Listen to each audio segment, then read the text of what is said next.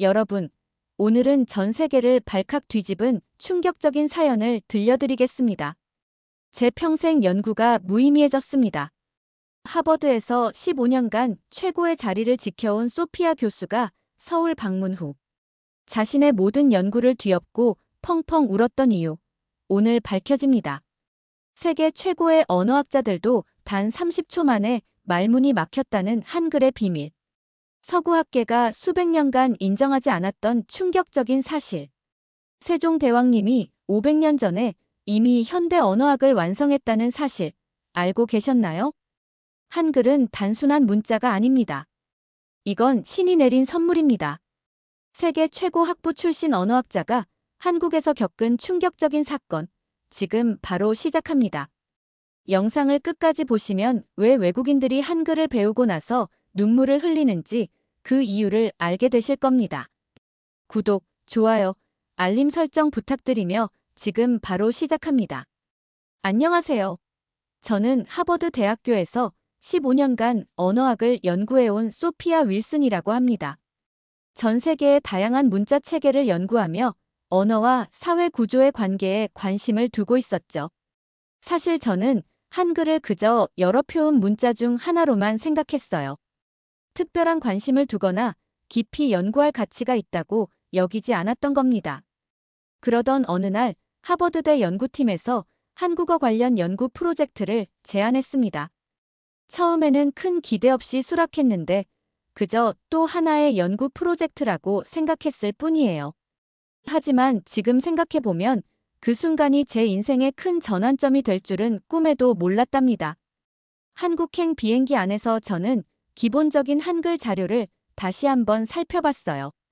모음과 자음의 구조, 소리의 체계 등을 확인했지만 솔직히 말하면 단순한 표현 문자 정도로만 생각했죠. 한국에 도착했을 때 저는 너무 놀라 입이 떡 벌어졌어요. 공항의 규모와 깔끔함, 그리고 최첨단 시설들이 정말 인상적이었거든요. 서울로 이동하면서 보게 된 도시의 모습도 제가 상상했던 것과는 완전히 달랐습니다. 깔끔한 도로와 고층 빌딩들, 그리고 어디서나 볼 수 있는 세련된 디자인들이 눈에 들어왔죠. 호텔에 짐을 풀고 잠시 쉬는데 제 연구 파트너인 김민준 교수님의 연락이 왔어요.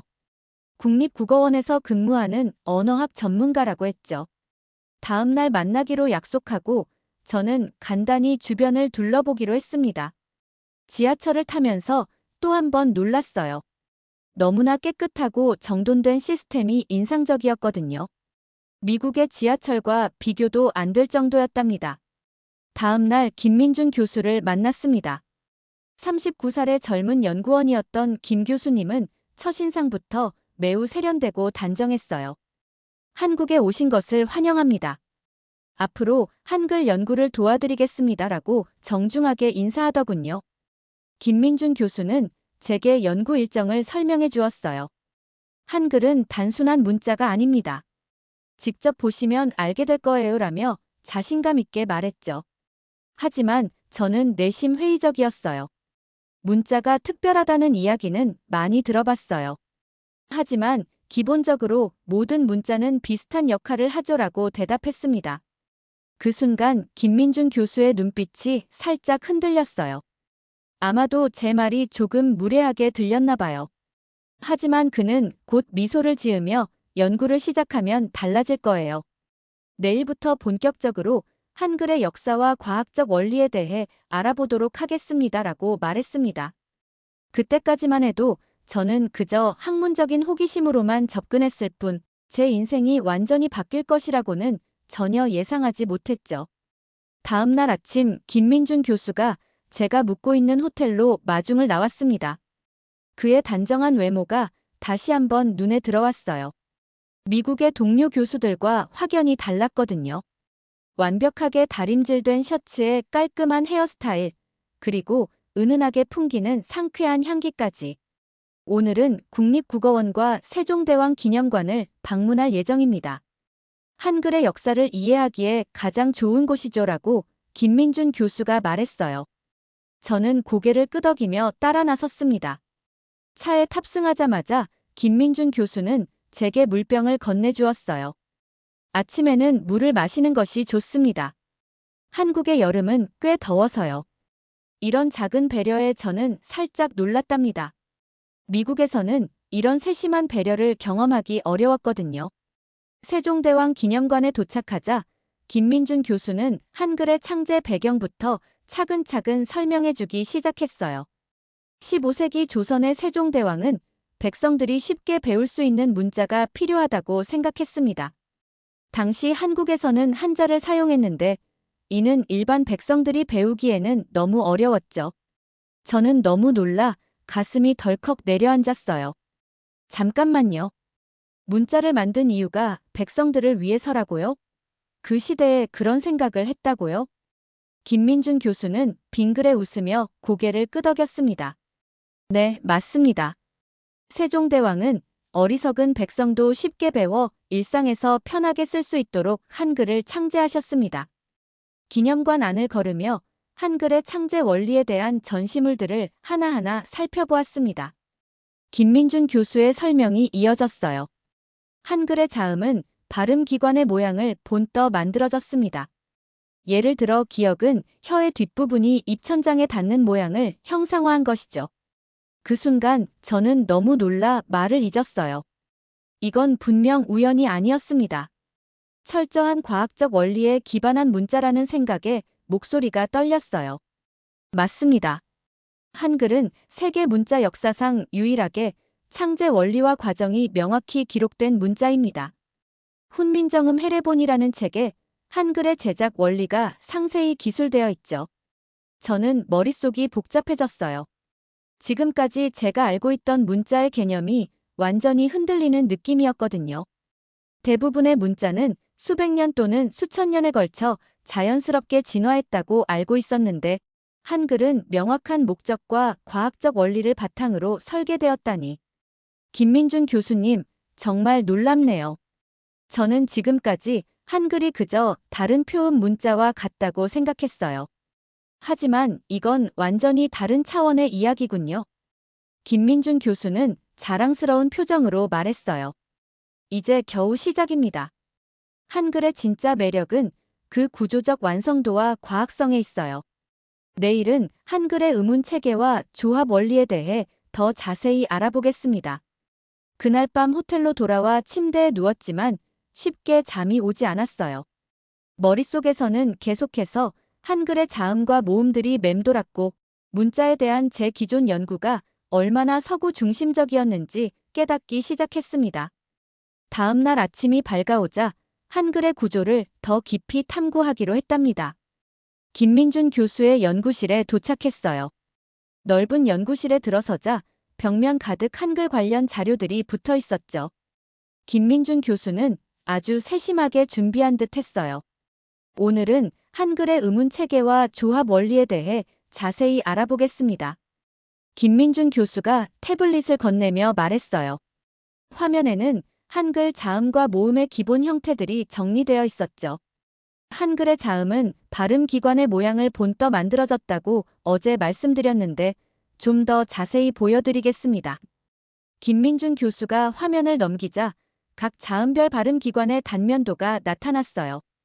기역은 혀뿌리가 목구멍을 막는 모양, 니은은 혀가 윗잇몸에 닿는 모양, 미음은 입술 모양을 형상화했습니다.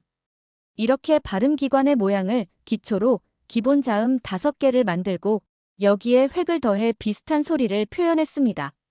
저는 너무 놀라 심장이 쿵쾅거렸어요. 발음 기관을 관찰하고 그것을 문자로 형상화한다는 발상이 15세기에 가능했다니 정말 믿기지 않았습니다. 김민준 교수는 이어서 모음의 원리도 설명해 주었어요. 모음은 천하늘, 직당, 인사람을 상징하는 3가지 기본 요소로 구성됩니다. 는 하늘, 은은 땅, 이는 사람을 상징하죠. 이 3가지 기본 모음을 조합해 다양한 모음을 만들어냈습니다. 제 머릿속에서 무언가가 딸깍하고 맞춰지는 느낌이었어요. 이건 단순한 문자가 아니었습니다. 철학적 세계관과 과학적 관찰이 결합된 종합 예술품이었죠. 그렇다면 이건 자연적으로 진화한 게 아니라 정교하게 설계된 문자 체계라는 거군요. 제 목소리에 흥분이 묻어났어요. 김민준 교수는 미소를 지으며 고개를 끄덕였어요. 맞습니다. 한글은 당시 세종대왕과 집현전 학자들이 과학적 관찰과 철학적 사유를 바탕으로 설계한 문자입니다. 특히 놀라운 점은 한글이 단순히 소리를 표기하는 데서 그치지 않고 음운 변화의 원리까지 담아냈다는 점이에요. 김민준 교수는 한글의 음운 조합 원리를 설명하기 시작했어요. 초성, 중성, 종성이 모여 하나의 음절을 이루는 방식, 그리고 그 조합 가능성이 무려 11,100여 자가 넘는다는 사실까지. 이건 인류 역사상 가장 혁신적인 문자 체계예요. 저도 모르게 감탄사가 나왔어요. 흥미로운 점은 한글이 만들어진 15세기에 이미 현대 언어학에서 사용하는 의문론 개념들을 적용했다는 거예요. 서양에서 현대 언어학이 발달하기 수백 년 전이었죠. 그날 오후 저희는 여러 문자 체계와 한글을 비교해보는 시간을 가졌어요. 라틴 알파벳, 아랍 문자, 데바나가리 문자 등과 비교했을 때 한글의 논리적 구조와 효율성은 단연 돋보였답니다. 김민준 교수님, 정말 충격적이에요. 제가 15년간 연구해온 언어학적 관점으로는 설명하기 어려운 현상들이 한글에는 내재되어 있네요. 이건 제 기존 연구 방향을 완전히 재고해봐야 할 정도예요. 김민준 교수의 눈빛이 반짝였어요. 내일은 훈민정음 해례본의 원문을 함께 읽어보는 시간을 가져보죠. 세종대왕이 직접 한글 창제의 원리를 설명한 글입니다. 더 놀라운 발견이 기다리고 있을 거예요. 다음 날 김민준 교수는 저를 규장각 한국학연구원으로 안내했어요. 그곳에는 한글 관련 귀중한 자료들이 보관되어 있었답니다. 차에서 내리며 김민준 교수가 우산을 꺼내 저에게 내밀었어요. 맑은 하늘이었는데 말이죠. 비가 올 예정인가요? 제가 물었더니 김민준 교수는 미소를 지으며 아니요, 햇빛이 강해서 양산으로 사용하시라고요라고 대답했어요. 저는 너무 놀라 그 자리에 얼어붙은 듯 서 있었어요. 미국에서는 상상도 할 수 없는 배려였답니다. 규장각에 도착하자 김민준 교수는 훈민정음 해례본의 복제본을 조심스럽게 꺼냈어요. 이것이 한글 창제의 원리를 상세히 설명한 책입니다. 원본은 국보로 지정되어 있고 유네스코 세계기록유산으로 등재되어 있죠. 해례본을 펼치자 정교한 한문과 한글이 어우러진 페이지가 나타났어요. 김민준 교수는 각 내용을 하나하나 번역해 주었습니다. 여기를 보세요. 사람의 말소리는 다 그 소리에 분별이 있는데 옛 글자는 이를 담아내지 못하니 어리석은 백성이 말하고자 하여도 그 뜻을 펴지 못하는 경우가 많다. 내가 이를 불쌍히 여겨 새로 28글자를 만드니 라고 적혀 있습니다. 저는 너무 놀라 숨이 멎는 줄 알았어요. 15세기의 왕이 백성들을 위해 이런 생각을 했다니 놀라웠죠. 이건 단순한 문자 창제가 아니라 민주주의를 추구한 혁명적인 발상이었어요. 점심시간이 되자 김민준 교수는 저를 근처 한 식당으로 안내했어요. 전통 음식을 맛보셔야 한국 문화를 제대로 이해하실 수 있을 거예요. 식당에 들어서자 다양한 반찬들이 테이블에 놓였어요. 김민준 교수는 각 음식의 이름과 유래를 친절하게 설명해 주었죠. 식사 중에 저는 김민준 교수의 매너에 또 한 번 감탄했어요. 항상 제 물잔이 비기 전에 채워주고 음식을 권할 때도 정중하게 물어봐 주더군요. 미국에서는 이렇게 세심한 남성을 만나기 어려웠거든요. 김민준 교수님은 항상 이렇게 깔끔하고 예의 바른가요? 문득 궁금해져서 물었어요. 김민준 교수는 수줍게 웃으며 특별히 그런 건 아니고요. 한국에서는 기본적인 예의라고 생각해요라고 대답했습니다. 그 순간 저는 문화적 차이를 강하게 느꼈답니다. 식사 후 연구실로 돌아와 한글의 문화적 영향에 대해 이야기하다가 저는 깜짝 놀랄 질문을 받았어요. 미국에서는 일주일에 몇 번 씻나요? 김민준 교수가 진지하게 물었어요. 보통 일주일에 2~3번이요. 제가 대답하자 김민준 교수는 살짝 놀란 표정을 지었어요. 한국에서는 대부분 매일 씻어요. 특히 여름에는 하루에 2번 씻는 사람도 많고요. 김민준 교수의 말에 저는 너무 놀라 머릿속이 하얘졌어요. 미국에서는 일주일에 한 번 씻어도 많이 씻는 건데 한국 남자들은 매일 씻고도 향기가 나는구나 싶었죠. 그날 저녁 김민준 교수는 제가 호텔로 돌아갈 때 우산을 챙겨주었어요. 오늘 밤에 비 소식이 있어서요. 비가 올 것을 미리 준비하는 그의 섬세함에 묘한 감정이 피어 올랐답니다. 호텔로 돌아와 침대에 누워 생각에 잠겼어요. 한글이라는 문자를 통해 한국의 문화와 사람들을 알아가는 과정이 저에게 새로운 시각을 열어주고 있었거든요. 문득 미국에서의 제 생활이 얼마나 개인주의적이었는지 깨닫게 되었어요. 한국의 공동체 의식은 제가 살아온 세계와는 확연히 달랐죠.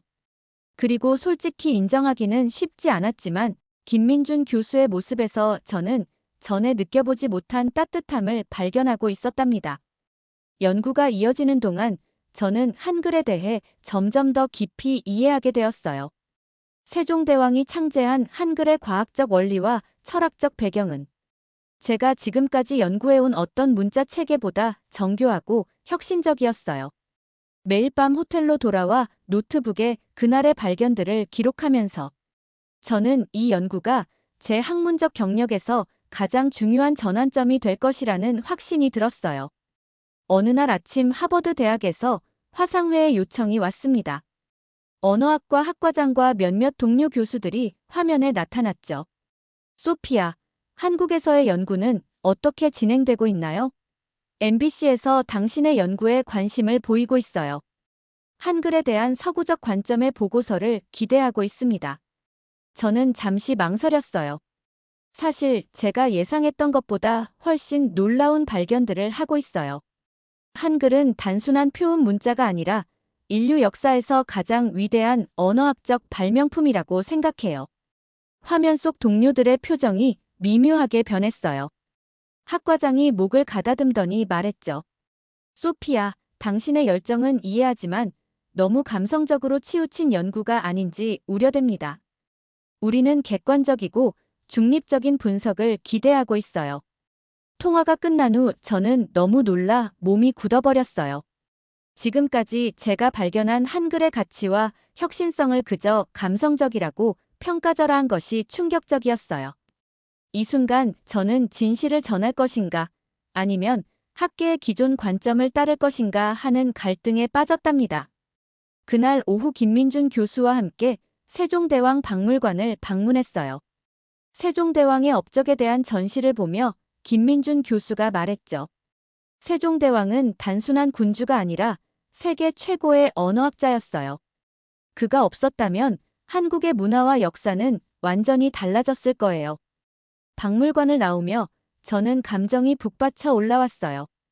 김민준 교수님, 제가 미국에서 온 언어학자로서 솔직히 말씀드리자면 한글은 인류가 만든 가장 위대한 문자 체계 중 하나예요. 왜 서구 언어학계에서는 이 사실을 제대로 인정하지 않는 걸까요? 김민준 교수는 잠시 생각하더니 말했어요. 아마도 동양에 대한 서구의 오리엔탈리즘적 시각 때문이 아닐까요? 서구의 관점에서는 동양의 혁신과 지혜를 온전히 인정하기 어려울 수 있으니까요. 그의 말에 저는 깊이 공감했어요. 서구 중심적 시각이 얼마나 많은 가치 있는 지식을 가리고 있는지 실감했어요. 저도 모르게 눈물이 차올랐답니다. 저녁에 김민준 교수가 저를 한국 전통차집으로 초대했어요. 은은한 조명 아래 앉아 전통차를 마시면서 우리는 언어와 문화에 대한 깊은 대화를 나눴죠. 김민준 교수는 자신의 가족 이야기도 들려주었어요. 그의 할아버지가 한글을 통해 문맹에서 벗어나 시인이 되셨다는 감동적인 이야기였죠. 그때 제 휴대폰에서 하버드 동료의 메시지가 왔어요. 소피아, MBC에서 당신의 한글 연구가 객관적 증거보다 감성적 평가에 치우쳐 있다고 우려합니다. 보고서를 좀 더 중립적인 톤으로 수정해 주실 수 있나요? 저는 한숨을 내쉬었어요. 김민준 교수가 걱정스럽게 물었죠. 무슨 일 있으신가요? 학계에서 제 연구가 너무 감성적이라고 우려하고 있어요. 하지만 저는 한글의 진정한 가치를 그대로 전하고 싶어요. 제 목소리가 떨렸어요. 김민준 교수의 눈빛이 따뜻했습니다. 때로는 진실을 위해 용기를 내야 할 때가 있죠. 소피아 교수님의 연구는 한글의 가치를 세계에 알리는 중요한 계기가 될 수 있어요. 그날 밤 호텔방으로 돌아와 저는 오랜 시간 고민했어요. 창밖으로 서울의 야경이 아름답게 빛나고 있었죠. 노트북을 열고 지금까지 작성한 연구 보고서 초안을 다시 읽어보았습니다. 제가 쓴 글이지만 놀라울 정도로 열정적이었어요. 이대로 발표해도 될까? 서구학계의 시선과 평가가 신경 쓰였지만 한글의 진정한 가치를 전하는 것이 더 중요하다는 생각이 점점 강해졌습니다. 다음 날 아침 김민준 교수에게 연락해 만남을 요청했어요. 대학 근처 조용한 카페에서 우리는 마주 앉았습니다. 김민준 교수님, 제 결정을 알려드리고 싶어요. 저는 한글의 과학성과 철학적 가치를 있는 그대로 보고서에 담기로 했어요. 비록 서구학계에서 비판을 받더라도 이것이 진실이니까요. 김민준 교수의 얼굴에 미소가 번졌어요. 정말 기쁩니다, 소피아 교수님. 그런 결정을 내리기 쉽지 않았을 텐데요. 사실 이번 연구를 통해 저는 언어학자로서뿐만 아니라 인간으로서도 많은 것을 배웠어요. 한글이라는 문자를 통해 한국의 역사와 문화, 그리고 사람들의 정신을 이해하게 되었으니까요. 그날 오후 우리는 국립중앙도서관에서 최종 연구 자료를 검토했어요. 한글의 의문 원리부터 문화적 영향까지 모든 측면을 포괄적으로 다루었죠. 저는 보고서의 다음과 같은 문장을 굵게 강조했어요. 한글은 단순한 문자 체계가 아니라 과학과 철학, 그리고 민주주의의 정신이 결합된 인류 지성의 위대한 유산이다. 작업을 마치고 저녁이 되자 김민준 교수가 제안했어요. 마지막 밤인데 한강공원에 가보실래요? 서울의 야경이 정말 아름다워요. 한강에 도착하자 저는 감탄사를 내뱉었어요. 강변을 따라 펼쳐진 도시의 불빛들이 물에 반사되어 마치 별들이 춤추는 것 같았거든요. 우리는 강변을 따라 천천히 걸으며 한글과 언어의 본질에 대해 이야기를 나눴답니다. 언어는 단순한 의사소통 도구가 아니라 한 민족의 정신과 문화를 담는 그릇이라고 생각해요. 제가 말했죠. 김민준 교수가 고개를 끄덕이며 대답했어요. 맞아요, 소피아 교수님. 진짜 중요한 건 숫자나 논문이 아니라 한글이 사람을 위해 만들어졌다는 거예요. 세종대왕은 백성들이 자신의 생각을 표현할 수 있게 해주고 싶었던 거죠.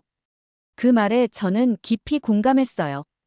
문자란 단순히 소리를 기록하는 수단이 아니라 사람들의 생각과 감정, 그리고 인간 존엄성을 지키는 도구였던 거예요. 그 순간 저는 진정한 깨달음을 얻었답니다. 벤치에 앉아 도시의 불빛을 바라보며 저는 내일 있을 발표를 생각했어요. 아마도 많은 비판과 질문이 있겠지만 제 마음은 이미 굳건했습니다. 한글의 가치를 세계에 알리는 것은 제 학문적 의무이자 열정이 되었으니까요. 김민준 교수님, 이번 연구가 제 인생의 전환점이 될 것 같아요. 한글을 통해 저는 언어의 진정한 의미를 발견했거든요. 김민준 교수는 따뜻한 미소를 지으며 말했어요. 소피아 교수님도 이제 한글의 일부가 되셨네요. 세종대왕의 정신을 이어받아 세계에 전하시는 거니까요. 밤하늘의 별들이 빛나는 가운데 저는 마음속으로 다짐했어요. 내일의 발표는 단순한 학술 보고가 아니라 한글이라는 인류의 위대한 문화유산을 세계에 소개하는 첫 걸음이 될 것이라고 말이죠.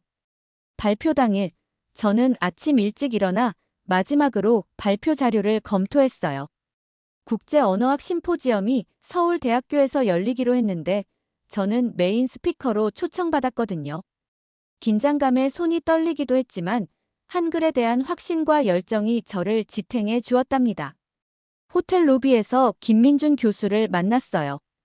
그는 평소보다 더 단정한 정장 차림이었고 손에는 작은 선물 상자를 들고 있었죠. 오늘 발표 전에 드리고 싶은 게 있어요. 김민준 교수가 상자를 건네며 말했어요. 상자를 열어보니 아름다운 한글 붓글씨가 적힌 작은 족자가 들어있었어요. 사람을 위한 소리라는 문구였죠. 세종대왕이 한글을 창제할 때 가장 중요하게 생각했던 가치예요.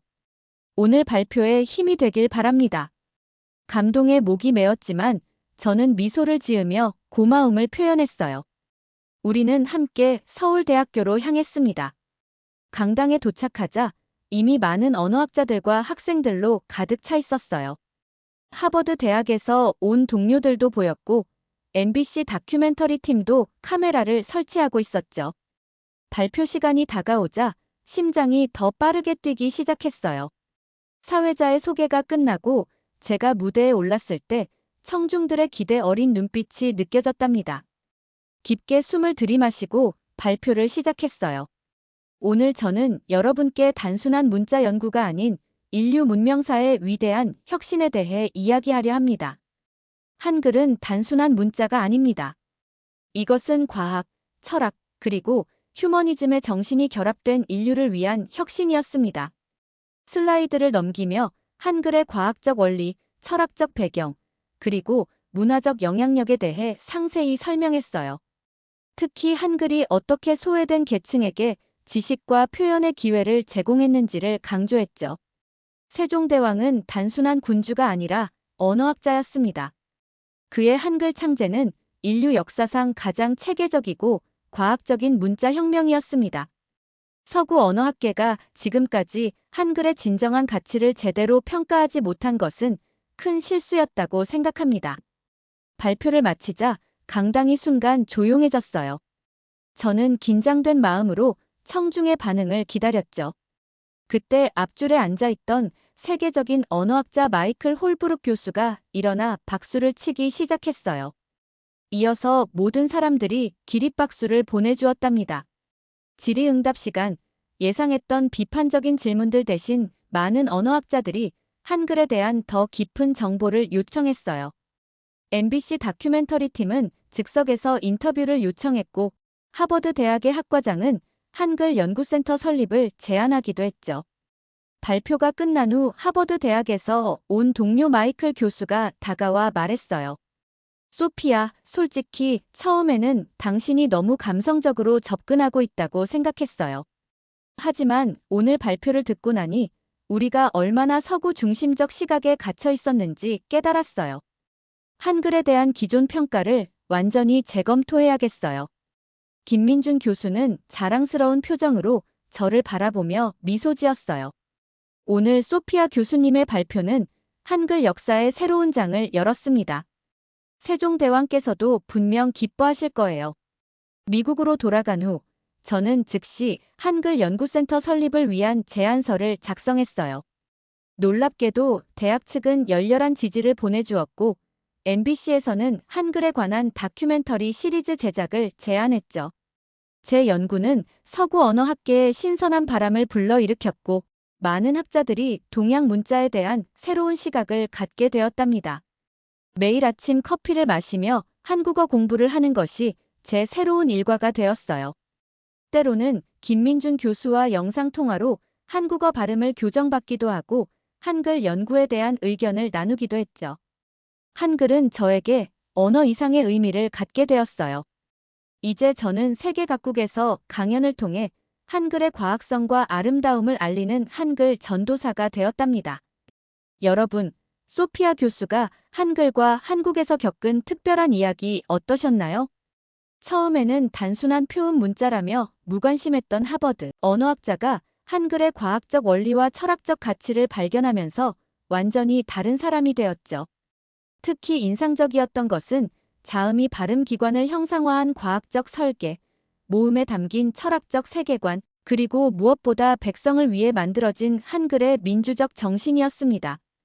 이제는 한글 연구센터를 설립하고 한국어를 배우며 전 세계에 한글의 우수성을 알리는 한글 전도사가 된 소피아 교수의 모습이 자랑스럽지 않나요? 여러분도 외국인 친구에게 한글을 가르쳐 보신 적 있으신가요? 혹은 한글을 쓰면서 느꼈던 특별한 순간이 있으셨나요? 여러분의 특별한 이야기를 댓글로 들려주세요. 여러분의 댓글은 감동 브릿지가 더 좋은 사연으로 찾아올 수 있는 원동력입니다. 오늘 사연이 좋았다면 구독, 좋아요, 알림 설정 부탁드리며 영상 끝까지 시청해주셔서 너무 감사드리고요. 감동브릿지는 더 좋은 영상으로 다시 찾아뵙겠습니다. 늘 건강 조심하시고 알차고 즐거운 하루 되세요. 감동브릿지였습니다. 고맙습니다. 그리고 늘 사랑합니다.